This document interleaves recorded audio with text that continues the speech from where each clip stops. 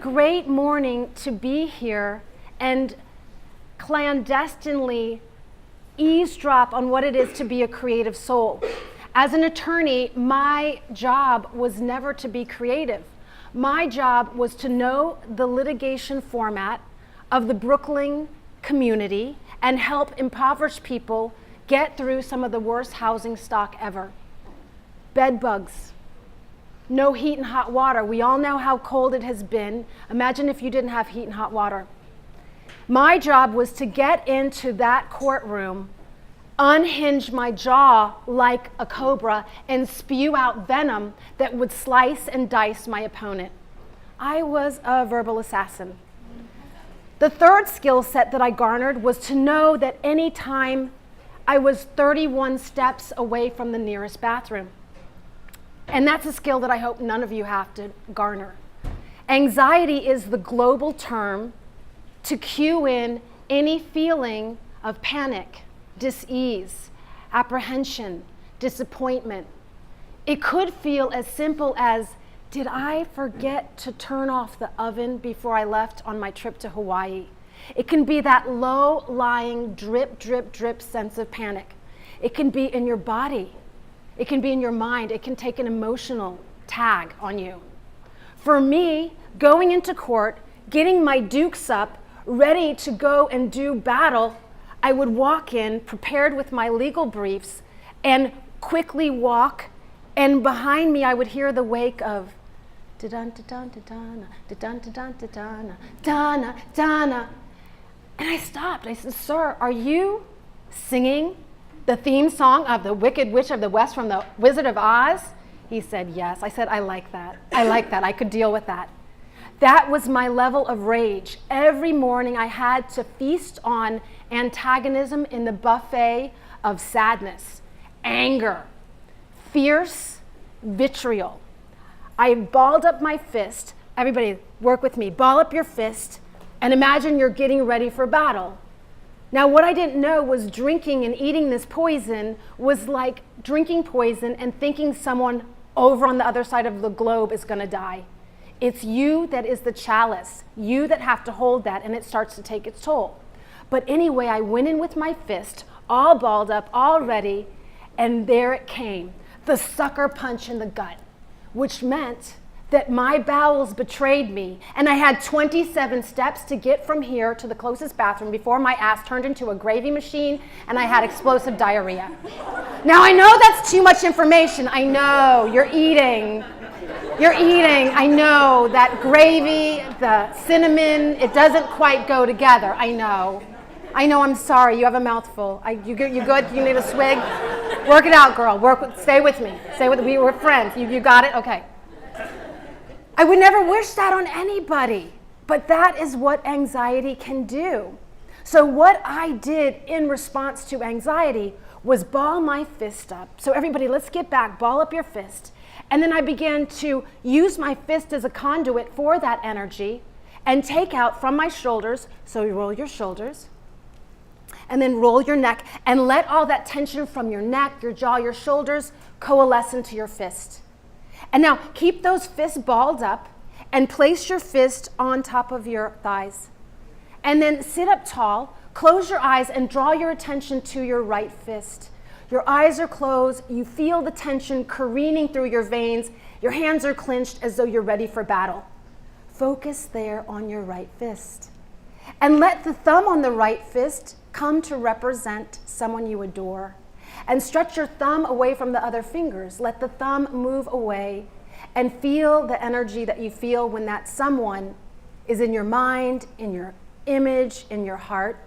That someone can make you smile no matter what. Now please draw attention to the right hand to the pointer finger and stretch out your pointer finger and let that finger come to represent a pastime that you come to love. For me, I came to enjoy yoga. Before court in the mornings, I would go to yoga to make it through the day. At the end of court, I would hit another yoga class while my yoga friends were doing yoga, my attorney friends were drinking, and I chose the tribe of going to yoga. Maybe you like to cook, maybe you like photography, maybe you like to paint. Think of something in that pointer finger that is a distraction that makes you forget to eat, that makes you lose track of time, that is a flow state for you. Now let the middle finger, please, stretch out from the others and come to represent a creature comfort. Your favorite sweater, your favorite shoes, your house, your car. It could be anything that you love that is a physical object. Let the fourth finger come to represent a pet. If you don't have a pet, maybe you have kids, maybe you have a relationship with a fish. Let's keep it rated G, I won't go any further. Think of something that makes you smile. And then let the pinky finger stretch away and let that pinky finger come to represent what it took you to get here. You woke up.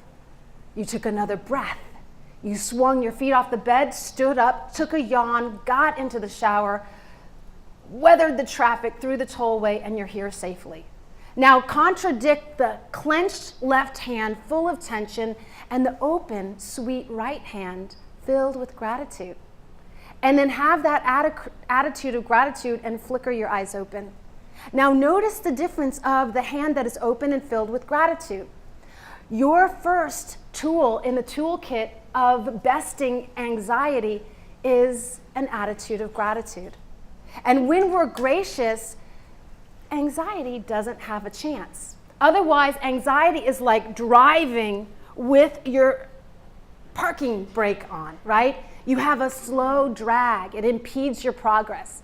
Gratitude unplugs that brake and lets you move post-haste to do something creative, to make the world more beautiful as the creative mind does.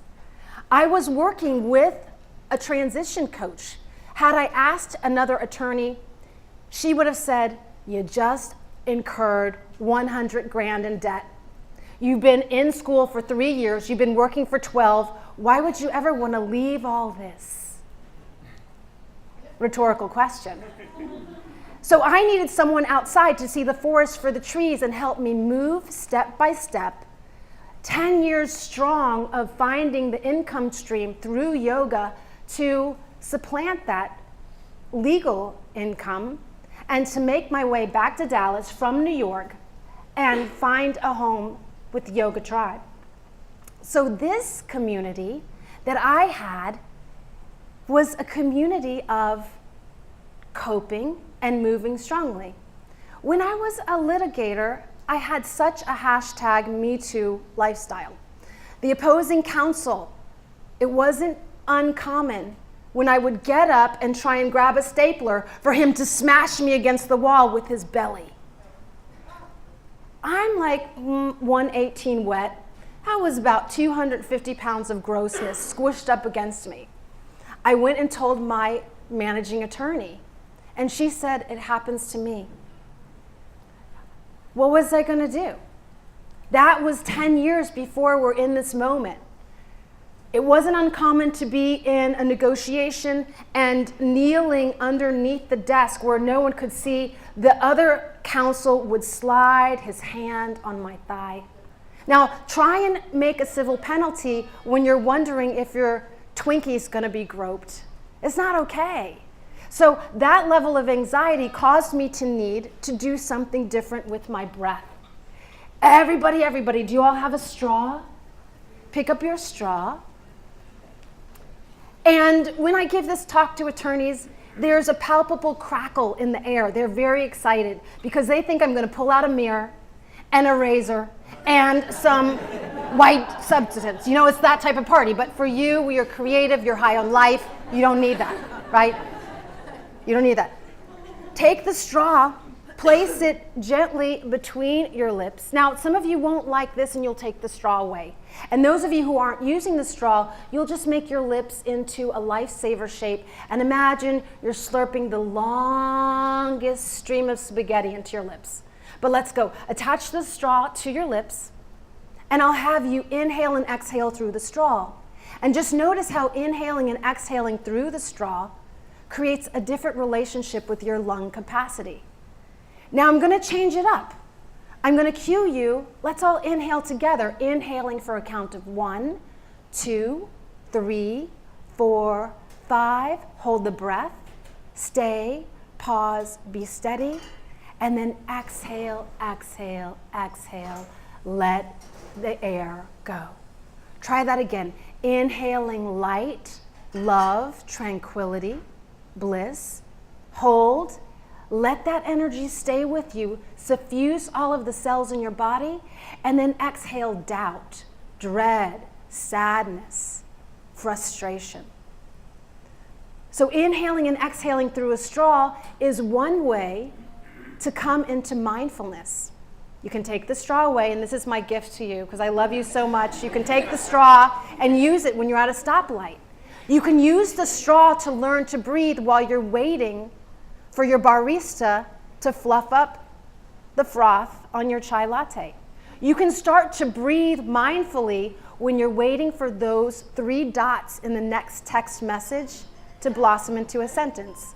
So you might have had the goal of meditation and thought, how am I going to go to an ashram, eat berries, take a vow of silence, and sit still? You don't have to.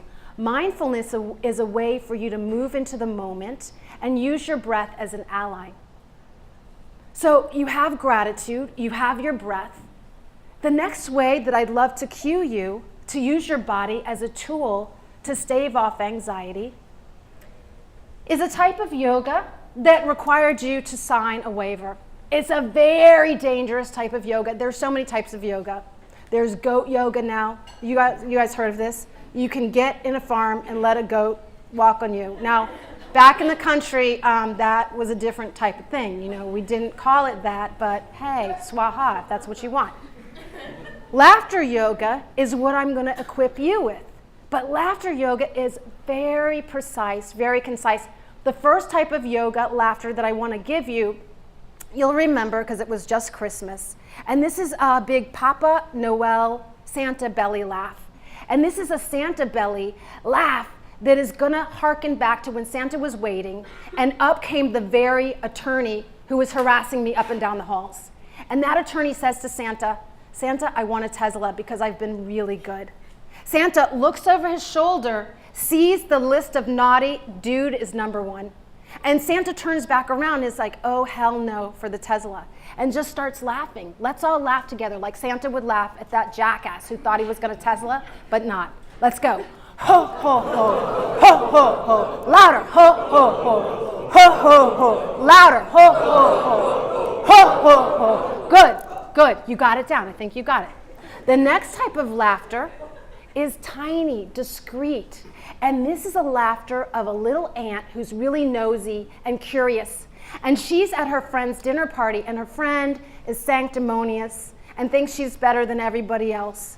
So the curious ant goes into the bathroom, opens the medicine cabinet, pulls back the Bayer, pushes aside the Vaseline, and what does she see? She sees the longest ant vibrator she's ever seen. I mean, this is a big ant vibrator. And she wants to laugh, but there are people in the other room, and if they hear her, they'll know that she found. Size doesn't matter to an ant. Let's say it's this. Like ants, you know, maybe guys, you know you have trouble. This might be long or short. It doesn't matter. Let's all laugh like the ant who is curious but has to laugh secretly. Tiny.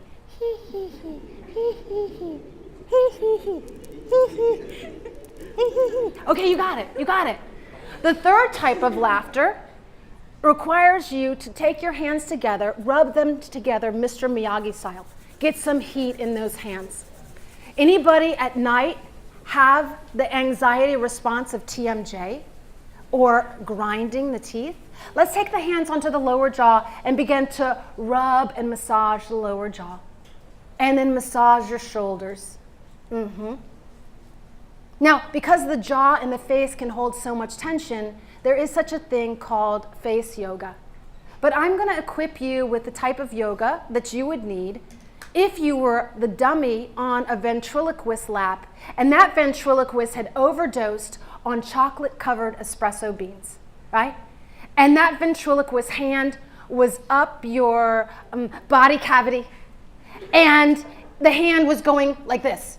So your mouth consequently was going like that. Let's all see it. Come on, you, that ventriloquist, he's jacked up on cocaine. I meant caffeine. So your mouth is going. Let's all try that together.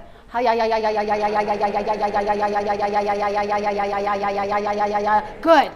Now, this section, it's a rock, paper, scissors, vibrator ant, happy Santa, crazy ventriloquist. Everybody, like the orchestra that you're going to conduct, let's have a laughter conducting. Okay, Santa, ant, go. Oh, yeah, yeah, yeah, yeah, laugh. Ho, ho, ho, ho. Hee, hee, hee. Hi, yeah, yeah, yeah, yeah. Ho, ho, ho. Come on, baby ant. Hee, hee. Ventriloquist. Come on, guys. Get it louder. Tiny. Big. Ho, ho, ho, ho. Hi, yeah, yeah, yeah. Hee, hee, hee. Ho, ho, ho. Eventually, the mirror neurons that we have with one another. So if I smile at this handsome gentleman, he smiles back. It's like a ping pong game of smiles. You have that within your own mind. So when you smile, even though you don't feel like smiling, your body takes a cue and provides you with a reason to smile. It's a fake it until you make it type of pattern. So this laughter will tip the tides of sadness and anxiety and move you into a place of balance. So we have laughter yoga. I encourage you to find also other things that feel your sails, right? So we think of the need to change. In my strategy for you to tolerate, tame, and then triumph over anxiety, I want you to have a large arsenal of things that are going to keep you safe and strong and balanced. So meditation can also come in the form of loving kindness. And loving kindness meditation takes you out of the victim state. I did feel like a victim. I didn't know to whom I could turn when I was being harassed at my job. I didn't know how to say anything because when I told my tribe, I told my parents, they said your legal career will be ruined if you say anything, right? And so I didn't know what to do. I was very, very paralyzed. So how can I move from paralysis into power? I did that by having a relationship with my own mind and heart that said not victim, but compassion, self-compassion. So let's go through again, rolling the shoulders back. And then this time let's get into the wrist. I will have provided you with a desk yoga sheet, and there's also a link. So you'll be able to do this at your desk. And now, if you will, sit up tall and close your eyes. And hearken back to that breathing that you learned. So inhale deeply up to the top, hold and pause, and then exhale, exhale, exhale, let it go. Try 2 more times like that. Inhale fully, sweetly up to the top of your lung capacity. Pause, hold, and then exhale, exhale, exhale, let it go. Last time, inhaling deeply, pause and listen to the sound of the airplane unzipping the sky and send those passengers some well wishes and hope they get to their destination safely. And then exhale all of the air out. Now with your eyes still closed, listen to the sound of my words. You need nothing different than to listen and to be receptive. May I be happy. May I be healthy. May I be free. May I live a life of ease. May I be happy. May I be healthy. May I be free. May I live a life of ease. May I be happy. May I be healthy. May I be free. May I live a life of ease. After a few passes at that, think of someone you adore. May David be happy. May David be healthy. May David be free. May he live a life of ease. May Audrey be healthy. May Audrey be happy. May Audrey be free. May she live a life of ease. And in that way, you start to become the drop in the still, placid lake with concentric circles spreading out that love, that compassion, that joy into your tribe, the world, and out into the universe. Flicker your eyes open. The pleasure it has been to come here and sit on this side. I have come to many creative mornings and I'm always impressed. So to be able to give back and to share, it's a true honor. And I hope, my embedded hope for all of you is that you be happy, healthy, free, and that you live a life of ease. And you can do that. Maybe anxiety doesn't get taken off the mat, but you learn to deal with it through these strategies that I've given you. As I end every yoga class with the phrase, the light in me bows to the light in you, or Namaste.